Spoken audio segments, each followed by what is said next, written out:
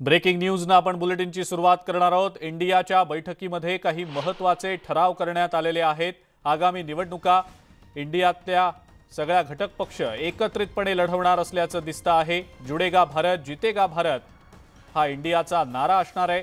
इंडियाची लवकरच एकत्रित सभा सुद्धा पार पडणार असल्याची माहिती मिळतेय।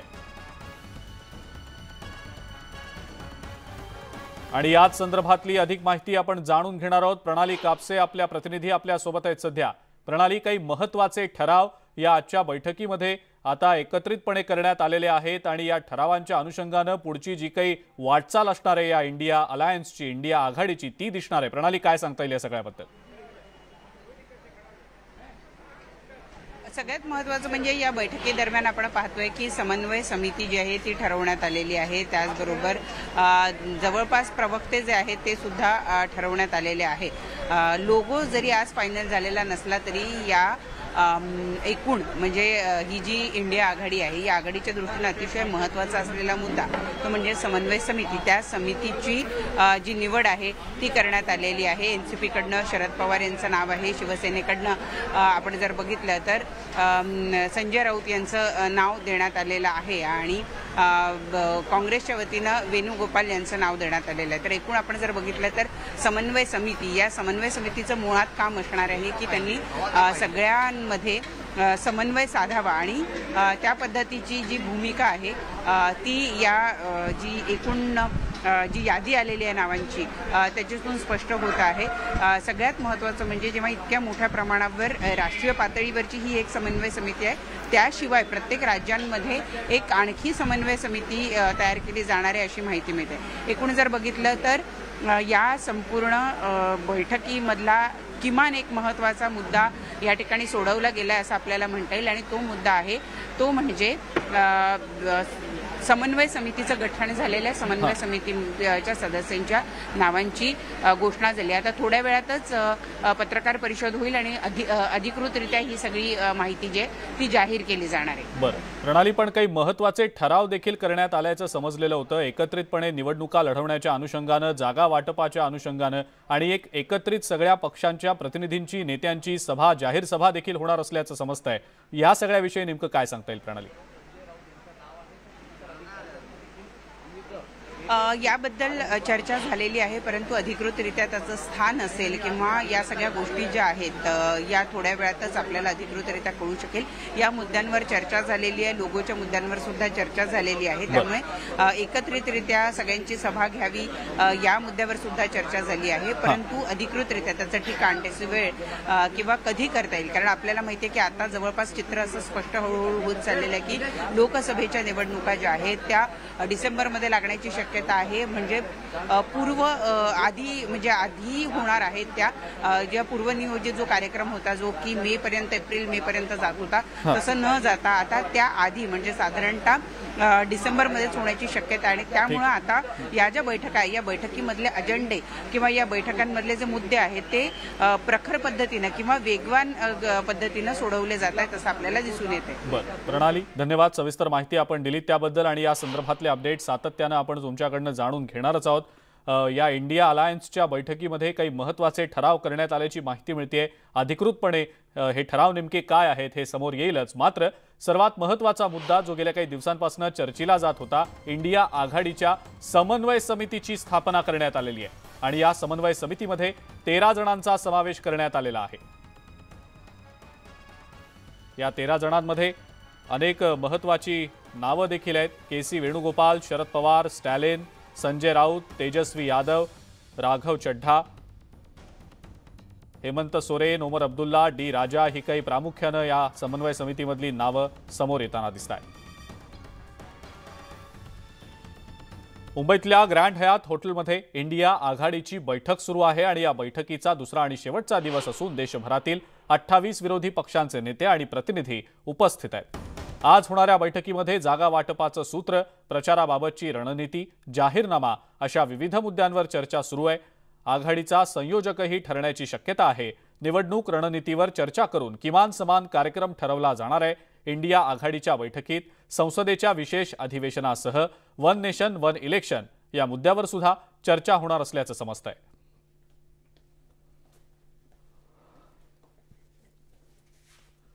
इंडिया आघाडीचा लोगो आता त्याचं अनावरण लांबणीवर पडलेलं आहे। इंडिया आघाडीच्या लोगोचं अनावरण लांबणीवर पडल्याचं इंडिया आघाडीच्या नेत्यांनीच सांगितलंय।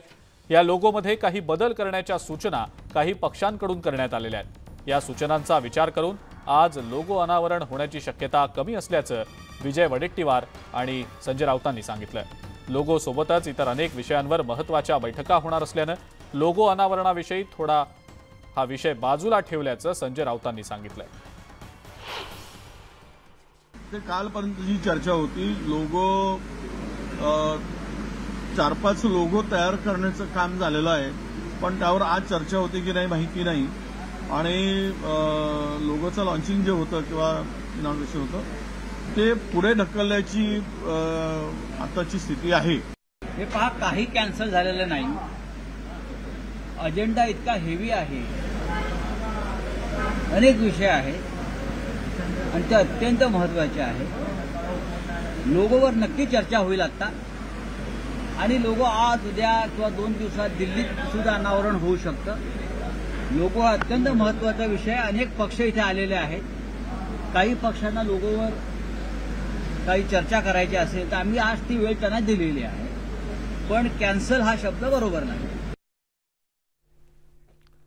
मंत्री गुलाबराव पाटील सध्या बोलतायत, आपण थेट जाऊया तिकडे।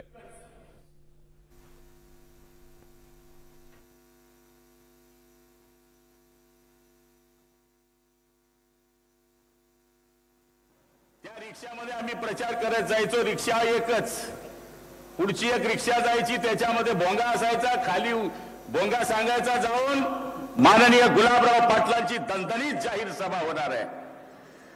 आणि माझ्या सभेला 30-35 लोक राहायचे। पटेल तेवढ्या शिव्या द्यायचो, गाडीत बसायचो, रिक्षात बसला, पुढच्या गावात रिक्षा गेली, ती रिक्षा सांगायची थोडे टाइम में गुलाबराव पाटील आ रहे हैं।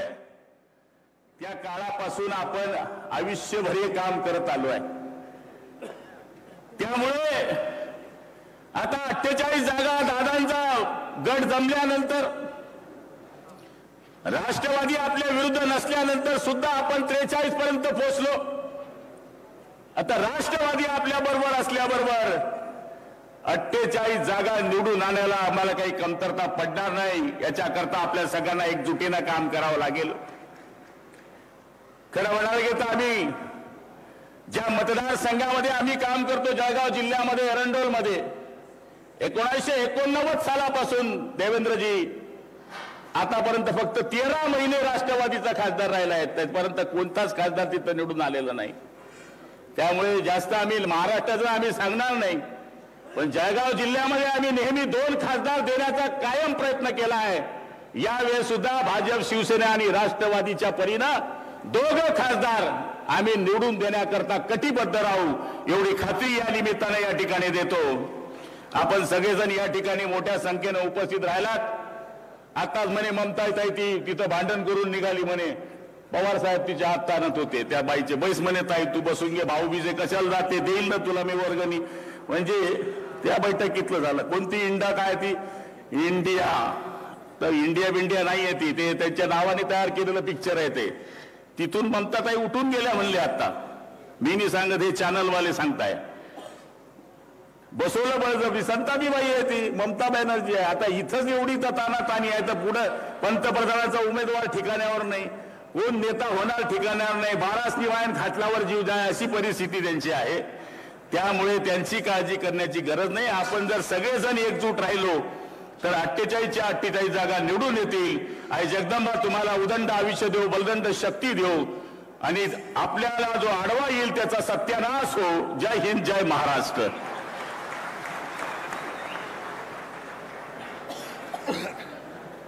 भाजपाचे कमळ, शिवसेनेचे धनुष्य आणि राष्ट्रवादीचे घड्याळ आता टायमिंग काही चुकणार नाही, आणि लोकसभा निवडणुकीत ही दळबद्री आघाडी काही टिकणार नाही।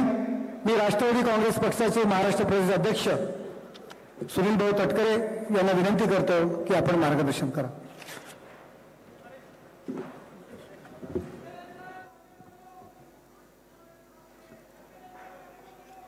महायुतीच्या सरकारमध्ये देशामध्ये नरेंद्र मोदी साहेबांच्या नेतृत्वाखाली पुन्हा एकदा एनडीएचं सरकार यावं अशा राजकीय विचारधारातून आम्ही सहभागी झाल्याच्या नंतर महायुतीची आज पहिली अभूतपूर्व बैठक या ठिकाणी होत आहे। याला संबोधित करणारे महाराष्ट्राचे मुख्यमंत्री एकनाथरावजी शिंदे साहेब, महाराष्ट्राचे उपमुख्यमंत्री देवेंद्रजी फडणवीस साहेब, महाराष्ट्राचे उपमुख्यमंत्री आदरणीय अजितदादा, सन्माननीय प्रफुल्लभाई चंद्रशेखरजी बावनकुळे या ठिकाणी उपस्थित असलेले।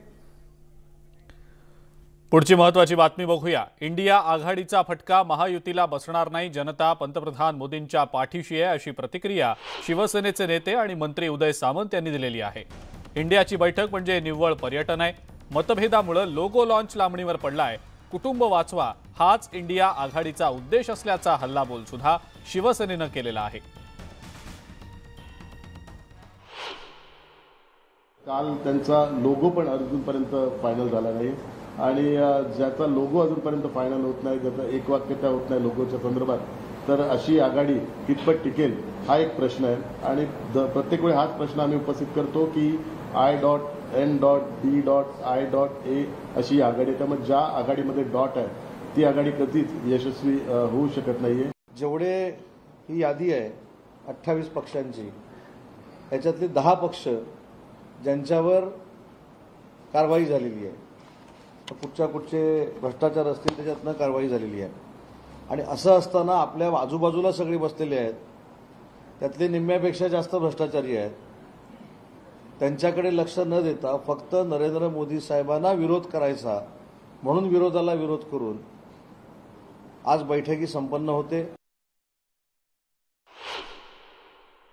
सर्वांचे चेहरे एका बाजूने नाही आहेत, सर्वांचे चेहरे विखुरलेले आहेत, वेगवेगळ्या दिशेने बघतात आहे, त्यांचे विचार वेगवेगळे विचार त्या पक्षाचे आहेत। त्यामुळे किती एकत्र आले ना लोगो ठरू शकणार, ना त्या ठिकाणी निवडणुकीची मॅन्युफॅक्चर ठरू शकणार। शेवटी 140 कोटीच्या देशासमोर जायचं असेल निवडणुकीला तर मॅन्युफॅक्चर द्यावा लागतो, जाहीरनामा द्यावा लागतो। भाजपचे खासदार अनिल बोंडेंनी इंडिया आघाडीच्या बैठकीवर खोचक टीका केली आहे। घमंडी इंडियाला फक्त मोदीच हरवू शकतात, संपूर्ण जनता मोदींच्या पाठीशी असल्याचं बोंडेंनी म्हटलंय। इंडिया आघाडी म्हणजे ओसाडगावचे पाटील एकत्र आल्याचा टोला आमदार प्रवीण दरेकर यांनी लगावलेला आहे।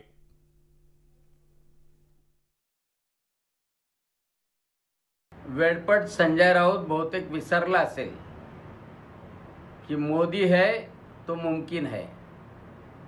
घमेंडी INDIA ला फक्त मोदीजीच हरवू शकतात। भारताची संपूर्ण जनता मोदीजींच्या पाठीशी आहे। सगळे सर्वेक्षण मोदीजींच्या बाजूने आहेत आणि म्हणून वेडपट संजय राऊतला विसर पडलेला असेल की मोदीजी आहे तो मुमकिन आहे। वाटतं इंडिया आघाडी जी आहे, इंडी अलायन्स, ते ओसाडगावचे पाटील एकत्र आले, ज्यांना जनाधार नाही आणि त्यांच्यामुळे त्यांच्यात एक नेता ठरवू शकत नाहीत, त्यांच्यामध्ये एक वाक्यता काय होणार आणि त्याच्यामुळे ते एक राहू शकत नाहीत, एक विचारानं निवडणुकीला सामोरे जाऊ शकत नाहीत। त्यातनं आता वंचित आघाडी आणि जे काय ठाकरे गटात झाले ते दिसतं। एक देश एक निवडणुकीसाठी आता हालचालींना वेग आलेला आहे। केंद्र सरकारने घेतलेल्या एका निर्णयामुळे देशामध्ये डिसेंबरमध्येच निवडणुका होण्याची शक्यता आहे। केंद्र सरकारने 18 ते 22 सप्टेंबरला संसदेचं विशेष अधिवेशन बोलावलंय। या 5 दिवसांच्या विशेष अधिवेशनात 6 विधेयकं मांडली जाणार असल्याची माहिती मिळतेय। केंद्र सरकार या विशेष अधिवेशनामध्ये एक देश एक निवडणूक संदर्भातली विधेयकं मांडणार असल्याची जोरदार चर्चा आहे। तर वन नेशन आणि वन इलेक्शनसाठी एका समितीची स्थापना देखील करण्यात आल्याची माहिती मिळतेय। माजी राष्ट्रपती रामनाथ कोविंद यांच्या अध्यक्षतेखाली ही समिती स्थापन करण्यात आलेली आहे।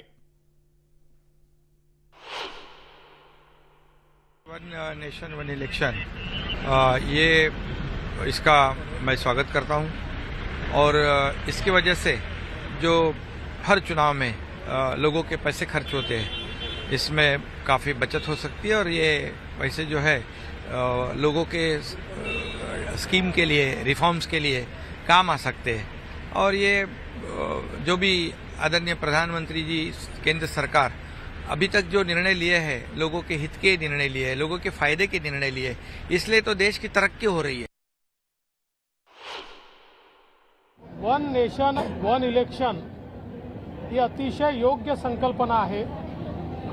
याच्यामुळे एकीकडे पैसे तर वाचतीलच, पण त्याचवेळी वेगवेगळ्या निवडणुका सातत्याने होत असल्यामुळे त्याच्या आचारसंहितेत जाणारे दिवस, त्यामुळे कामाचे कमी होणारे दिवस आणि यासोबत निवडणुका म्हटल्या की रिफॉर्म्सचा जो अजेंडा आहे तो अनेक वेळा डिरेल होतो, मग वेगवेगळे निर्णय घेतले जातात। त्याच्यामुळे एकाच वेळी जर सर्व निवडणुका झाल्या तर देशाला त्याचा फायदा होईल। याची देशाला नितांत गरज होती। पूर्वीच्या काळात आम्हाला आठवतंय एकाच वेळेस लोकसभा आणि विधानसभेच्या निवडणुका व्हायच्या, त्याच्यामुळे खर्च कमी होतो, त्याच्यामुळं आचारसंहिता ज्या लागतात त्याच्यातनं जे काही प्रश्न निर्माण होतात अधिकारी 4 महिने निवांत बसतात। आता आचारसंहिता लागलेली आहे, कुठलेही आदेश दिले तर ते सरळ म्हणतात की आचारसंहिता आहे, त्याच्यावर सध्या आम्ही आदेशाचं पालन करू शकत नाही। आपला देश एवढा मोठा कन्याकुमारीपासून काश्मीरपर्यंत पसरलेला आहे, या देशामध्ये जर एकच निवडणूक झाली तर ते जास्त हिताचं ठरेल। वन नेशन वन इलेक्शनसाठी आता हालचालींना वेग आलेला आहे आणि यासाठी एका समितीची स्थापना सुद्धा करण्यात आल्याचं समजतंय। माजी राष्ट्रपती रामनाथ कोविंद यांच्या अध्यक्षतेखाली ही समिती स्थापन करण्यात आलेली आहे। एक देश एक निवडणूक घेता येईल का याचा अभ्यास करण्यासाठी या समितीची स्थापना करण्यात आलेली आहे। समितीची स्थापना करण्यात आल्यानंतर भाजपचे राष्ट्रीय अध्यक्ष JP नड्डा यांनी रामनाथ कोविंद यांची भेट घेतली होती। एक निशान, एक संविधान वगैरे विधान काय झालं जम्मू काश्मीरला? तिथे आधी इलेक्शन घ्या वन नेशन मध्ये, वहां इलेक्शन लीजिए आप। जम्मू कश्मीर में, मणिपुर में वन नेशन वन इलेक्शनच्या आधी या देशामध्ये फेअर इलेक्शन व्हायला पाहिजे। भ्रष्ट इलेक्शन कमिशन या देशामध्ये जे काम करत आहे, भ्रष्ट इलेक्शन कमिशन हे दूर केलं पाहिजे। भ्रष्ट इलेक्शन कमिशन दबावाखाली काम करणारे इलेक्शन कमिशन जोपर्यंत आहे तोपर्यंत या देशामध्ये फेअर इलेक्शन होणार नाही। त्याच्यामुळे वन नेशन वन इलेक्शन हे राजकीय फंड आहेत। आपण घाबरलेला आहात इंडिया आघाडीच्या या ताकदीला आणि त्यातून तुम्हाला हे सगळं हा माथेफिरूपणातून सुचलेला आयडिया आहे। माजी राष्ट्रपतींच्या अध्यक्षतेखाली जी समिती आहे त्या समितीच्या संदर्भात किंवा समितीला काम करण्यासाठी किमान 3 महिन्यापेक्षा अधिक कालावधी लागेल आणि तोपर्यंत डिसेंबरच्या पुढे आपण जाऊ आणि या राज्यातील 12 राज्यातील मुख्यमंत्र्यांच्या सहमतीशिवाय, त्या राज्यातील विधानसभेच्या ठरावाशिवाय संविधानामध्ये बदल करायचा झाला तर तुम्हाला तो 1/3 जो आकडा लागतो तो आकडा आत्ता भारतीय जनता पक्षाकडे आहे का, इथून प्रश्न उपस्थित होईल। आणि म्हणून ही केवळ अदानीच्या मुद्द्यावर राहुल गांधींनी टाकलेला जो बाम होता तो किंवा तो विषय होता, त्या विषयाला डायव्हर्ट करायसाठी हे सगळे प्रयत्न सुरू आहेत। विरोधकांना शह देणं म्हणजे तुम्ही राजकीय खेळी प्रत्येक गोष्टीमध्ये करताय। वन नेशन वन इलेक्शन याचं प्रत्येक पार्टी याबद्दल प्रत्येकाचं मत आहे। मत विचारात घेतल्याशिवाय किंवा सखोल त्याचा ज्यावेळेला तुम्ही हे करणार विचार करणार त्यावेळेला आपण बऱ्याचशा गोष्टी आहेत, कशा रीतीनं या एवढ्या मोठ्या निर्णयाला सामोरं जाणार, कशा रीतीनं हा निर्णय ठेवू शकाल याचं फार महत्त्वाचं चिंतन होणं मंथन होणं हे गरजेचं आहे। आणि एकाकी अशा रीतीने टाकणं मला नाही वाटत अशा प्रकारचं हे केंद्र सरकार सुद्धा। विरोधकांच्या इंडिया आघाडीच्या बैठकीला प्रत्युत्तर म्हणून महायुतीची सुद्धा मुंबईमध्ये बैठक आयोजित करण्यात आलेली आहे। महायुतीच्या आमदार खासदार आणि पदाधिकाऱ्यांची बैठक होतीये। वरळीतल्या नेस्को सेंटरमध्ये ही बैठक होतीये। या बैठकांमधनं लोकसभा आणि विधानसभा मतदारसंघांचा आढावा घेतला जातोय। विशेष म्हणजे मुख्यमंत्री एकनाथ शिंदे, उपमुख्यमंत्री देवेंद्र फडणवीस आणि उपमुख्यमंत्री अजित पवार यावेळेला महायुतीच्या पदाधिकाऱ्यांना मार्गदर्शन करणार आहेत। आमच्या पक्षाचे नेते राष्ट्रीय अध्यक्ष आणि उपमुख्यमंत्री आदरणीय अजितदादा यांच्या प्रमुख उपस्थितीत ही अत्यंत महत्त्वपूर्ण बैठक पार पडते आणि आम्हाला विश्वास आहे की आगामी राजकीय भूमिकेच्या दृष्टीने ही आमच्यासाठी फार उपयोगी आहे। ते आजच्या मीटिंगनंतर ठरणार। तिन्ही पक्ष जर एकत्र लढत असतील तर समान वाटप झाला पाहिजे हा प्रत्येक पक्षाचा त्या ठिकाणी प्रयत्न असेल. पण शेवटी वरिष्ठ पातळीवर तो निर्णय होत असतो. त्यामुळे ज्या जागा ठरतील त्या पद्धतीनं आमचा फॉर्म्युला ठरल्यानंतर त्यावर वरिष्ठ नेतेच मला वाटते हे घेतील. शिरूरच्या बद्दल मला तर वाटतं लोकांनी माहिती घ्यावी. जनतेतला उमेदवार कोण आहे, कोण उमेदवार चालेल, त्याला उमेदवारी मिळणं गरजेचं आहे. एवढंच आहे. रोखला तरी पाहतील त्यांच्याकडे तसं बघायला तर उमेदवार कोण आहे.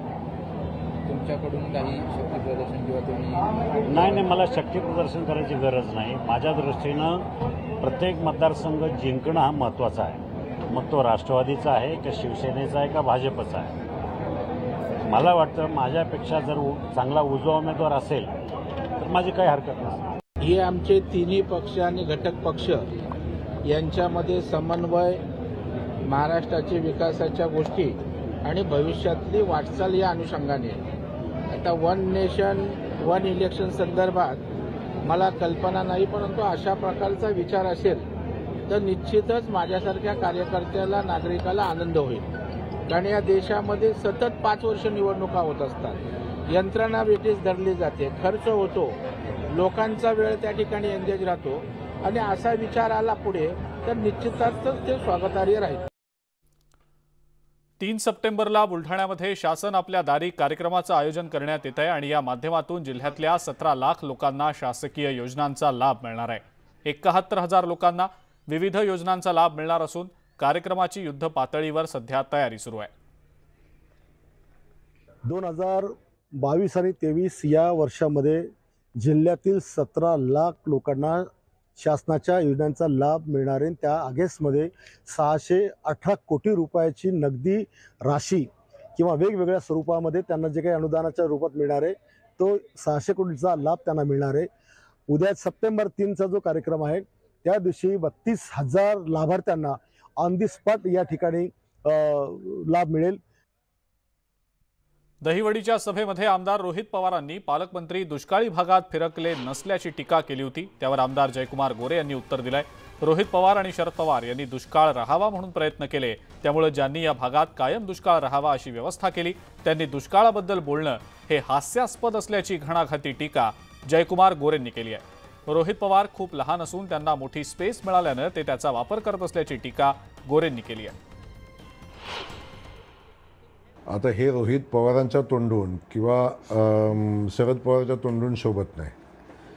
ज्या लोकांनी या भागामध्ये कायम दुष्काळ राहावा अशी व्यवस्था केली त्या लोकांनी दुष्काळाबद्दल बोलावं हेच मुळात हास्यास्पद आहे. त्यामुळे रोहित पवार अजून खूप छोटे आहेत, त्यांना खूप मोठी स्पेस मिळाली असं दिसतं सध्या. त्या स्पेसचा वापर करतायत ते. जालन्यातल्या रामनगर सहकारी साखर कारखाना जमीन गैरव्यवहार प्रकरणी शिंदे यांच्या शिवसेनेतले नेते अर्जुन खोतकर यांच्या विरोधात ईडीनं चार्जशीट दाखल केलेली आहे. त्याचबरोबर छत्रपती संभाजीनगरमधील उद्योगपती समीर मुळे यांचंही नाव या चार्जशीटमध्ये असल्याची माहिती मिळतेय. खोतकर यांनी साखर कारखान्याची जमीन आणि अन्य सरकारी जमिनीचं मूल्य कमी दाखवून जवळपास 250 कोटींचा घोटाळा केल्याचा आरोप त्यांच्यावर करण्यात आलेला आहे. महाराष्ट्र अनलिमिटेडमध्ये आता वेळ झाली आहे एका ब्रेकची. बघत रहा न्यूज 18 लोकमत.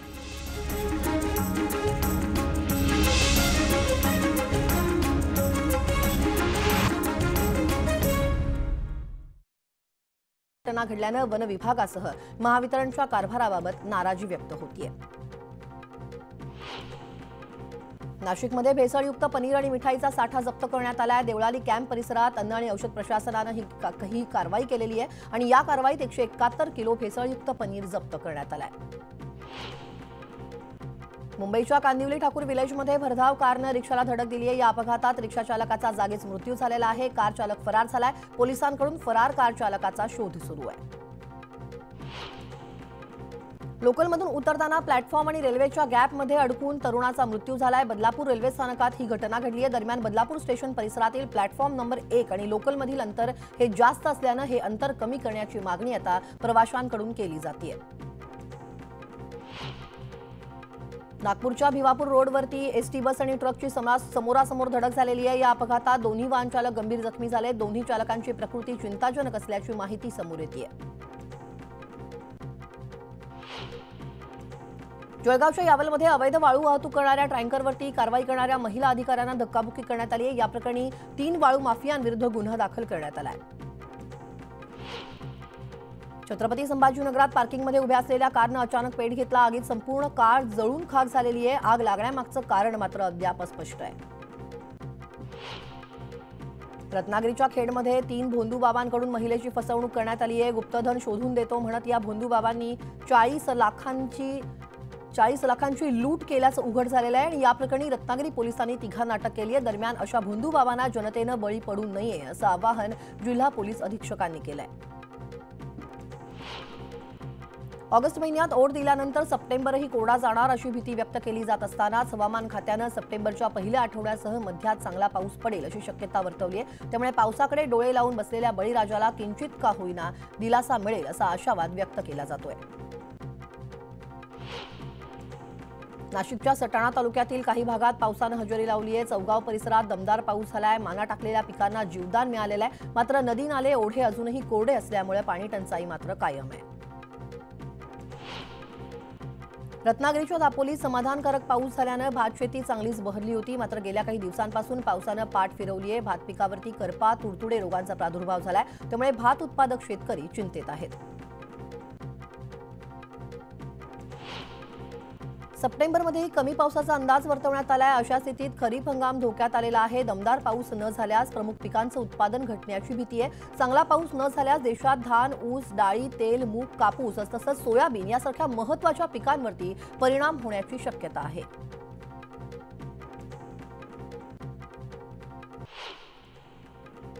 पावसाळा हंगामात बंद असलेली बोट सेवा प्रवाशांच्या सेवेत पुन्हा दाखल होतीये। बोट सेवा सुरू होणार असल्याने अलिबागमध्ये पुन्हा पर्यटन बहरण्यास आता सुरुवात होणार आहे। पावसाळा हंगाम सुरू होण्यापूर्वी जून महिन्यापासून मांडवा ते गेटवे ही प्रवासी जलवाहतूक सेवा बंद केली जाते। त्यामुळे प्रवाशांना रस्त्यामार्गे प्रवास करावा लागतो। नंदुरबार जिल्हा परिषदेच्या स्थायी समितीच्या बैठकीत नवापूर तालुक्यातील खतांच्या पुरवठ्यावरून शेतकऱ्यांची होत असलेली पिळवणूक होती आणि त्यामुळे सदस्यांमध्ये मोठी नाराजी पाहायला मिळालेली आहे। नवापूर तालुक्यातील खत विक्रेते ही लिंकिंगचा आधार घेत शेतकऱ्यांना युरियासोबत अन्य निविष्ठा घेण्याची सक्ती करत असल्याचा आरोप करण्यात आलाय। त्यामुळे स्थायी समितीच्या सदस्यांनी जिल्ह्यातील खत विक्रेत्यांवरती धाडी टाकून कारवाईची मागणी केली आहे।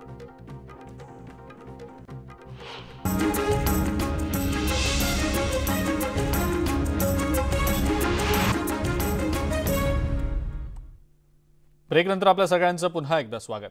जालन्यातल्या अंतरवाली सराटी इथं सुरू असलेलं मराठा समाजाचं आमरण उपोषण पोलिसांकडून चिरडण्याचा प्रयत्न करण्यात आलेला आहे। रात्री 2च्या दरम्यान अंतरवाली सराटी गावात पोलिसांचा मोठा फौजफाटा वाहनांसह दाखल झालेला होता।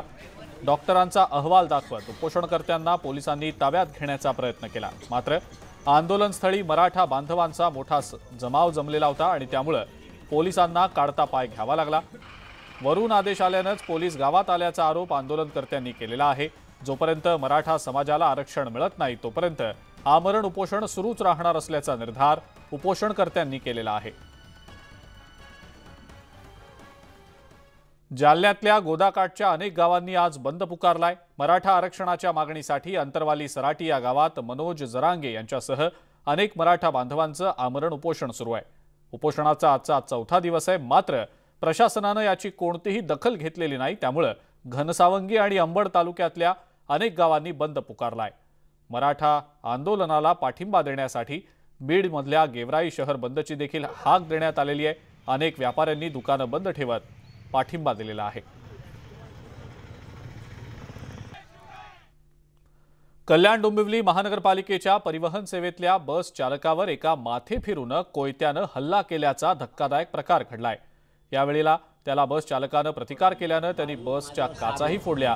या प्रकरणी माथेफिरूला अटक करण्यात आलेली आहे। बायको सोडून गेली म्हणून मानसिक तणावातनं त्यानं हा हल्ला केल्याची प्राथमिक माहिती पोलिसांनी दिलेली आहे। मात्र या घटनेनंतर आता नागरिकांमध्ये भीतीचं वातावरण आहे। इथे आमचे अचानक ट्रॅफिक लागल्यामुळे आम्ही ट्रॅफिकमध्ये चालत होतो। तर हे अज्ञात माणूस आला आणि त्याने विनाकारण तो शिवीगाळ करत होता आणि कोयता घेऊन आला आणि काचेवर मारायला लागला। हातावर पहिले माझ्या हाताला लागला पण मी हात खेचून घेतला, मला लागला, तो काचेवर आला। बस बाकी काय नाही, तो लगेच बाजूला पळाला, लगेच तो काच फुटला। लातूर शहरातल्या रिंग रोड परिसरामध्ये विद्यार्थ्यांनी भरलेली व्हॅन चालक विरुद्ध दिशेने चालवत असल्याचा व्हिडिओ सध्या व्हायरल होतोय। पालक व्हॅन चालकाच्या जीवावर मुलांना शाळेत पाठवत असतात, मात्र व्हॅन चालक बेजबाबदारपणे वाहन चालवत असतील तर विद्यार्थ्यांची सुरक्षा राम भरोसेच आहे की काय असा सवाल पालक करतायत। तर या चालकावर कारवाई केव्हा होणार असा सवाल पालकांनी विचारलाय।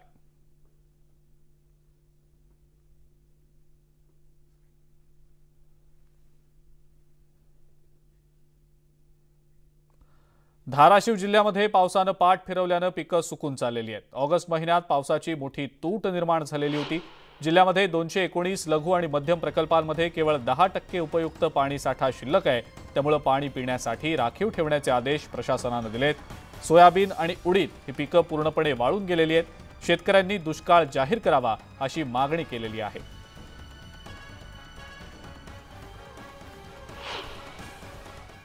निर्माण होणारं दुर्भिक्ष लक्षात घेता आम्ही या ठिकाणी हा जो 10.06 इतका जो टक्के पाणीसाठा जो उपयुक्त पाणीसाठा आहे तो केवळ पिण्याच्या पाण्यासाठी आम्ही आरक्षित ठेवलेला आहे। त्यासाठी माननीय जिल्हाधिकारी महोदयांनी तशा प्रकारचे आदेश निर्गमित केलेले आहेत। तसेच या पाण्याचा उपसा होऊ नये यासाठी पथकांचे आदेशसुद्धा माननीय जिल्हाधिकारी महोदयांनी निर्गमित केलेले आहेत।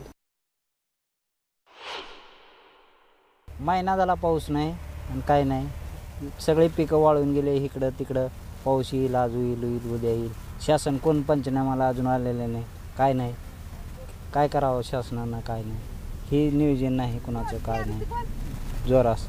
पुन्हा ही काय पिकं वाचवण्यासाठी बाटलीनं पाणी आणतो आम्ही घरून, हे तळ्या कुठं ओढ्यात साचलेलं हे आणावं लागतं, हे जीवनदान करावं लागतं एवढं। उत्तर पुण्यातल्या जुन्नर, आंबेगाव, खेड तालुक्यातल्या पूर्व भाग आणि शिरूर तालुक्यामध्ये यंदा पावसानं पाठ फिरवली आहे। त्यामुळे शेती तर सोडाच, पण घोटभर पाण्यासाठी महिलांना मोठी कसरत करावी लागते।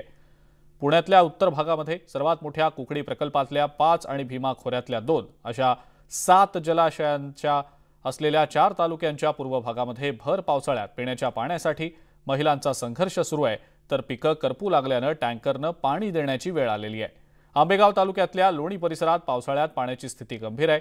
या सगळ्यामुळे आता भीमाशंकर सहकारी साखर कारखाना आणि शासनाकडून टँकरद्वारे पाणी पुरवठा केला जातोय।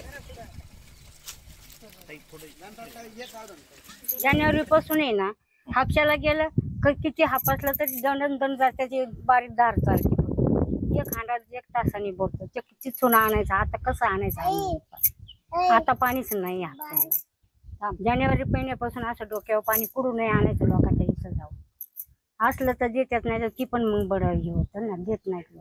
जलजीवन मिशनचं जे काम चालू आहे तर त्यांचं म्हणणं आहे का 3-4 महिन्यात काम पूर्ण होईल। भले आपण 6 महिने धरू, पण पिण्याचा प्रश्न मार्गी लागणार आहे असं आम्हाला अपेक्षा आहे। पिकत नाही काय, खायचं काय, असं हे प्रश्न आहे ना। नुसतं पाणी प्यायला जरी मिळालं तरी खायचं काय, जनावरांना काय नाही, माणसांना काय नाही, मग खायचं काय आम्ही। हे ना बाजऱ्या जळून चालल्या, उल्या आल्यात, गुडघ्या कमरे चालल्या त्या जळून चालल्यात, काय आपलं थोडंफार केले, मुग्या पिग्या हे केले, हे जळून चालले। इंडिया आघाडी